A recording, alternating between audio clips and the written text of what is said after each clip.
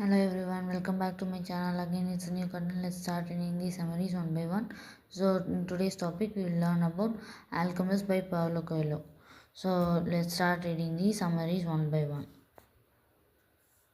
Alchemist is written by Paulo Coelho. The summary of Alchemist is it is a philosophical novel but about a young Andalusian shepherd named Santiago.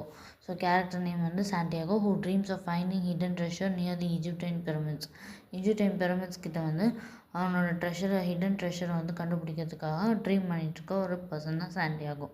Believing the dream to be a sign of his destiny, he lives his comfortable life and begins a spiritual journey. So அந்த comfortable லைஃப்பை விட்டுட்டு spiritual ஜேர்னியை தேடி போகிறாரு நம்ம Santiago.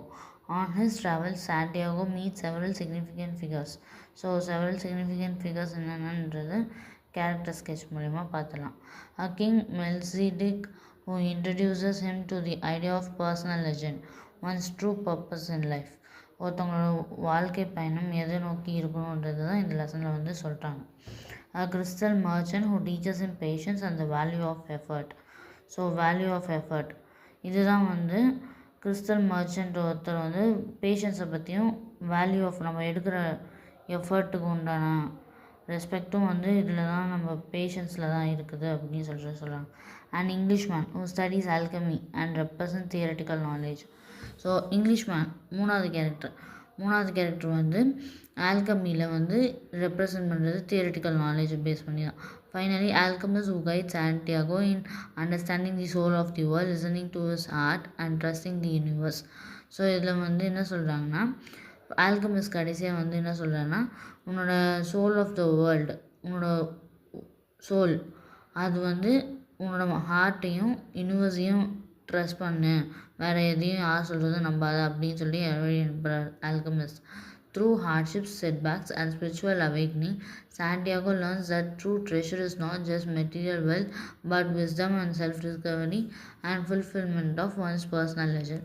So, as first ஒருத்தர் சொன்னார் இல்லையா மெல்சிடிக் கிங்கின்ற ஒருத்தர், அவர் சொன்னது தான் சாண்டியாகோவும் புரிஞ்சுக்கிட்டார். மெட்டீரியல் வெல்த்னாலேயோ இல்லை ஜஸ்ட் ஒரு ஆப்ஜெக்ட்ஸ்னாலேயோ நமக்கு வந்து treasure கிடச்சிடாது.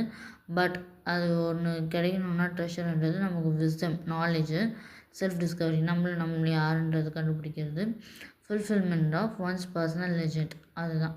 In the end, he realizes that what he was searching for was connected to where he started, but only the journey gave him the insight to understand it.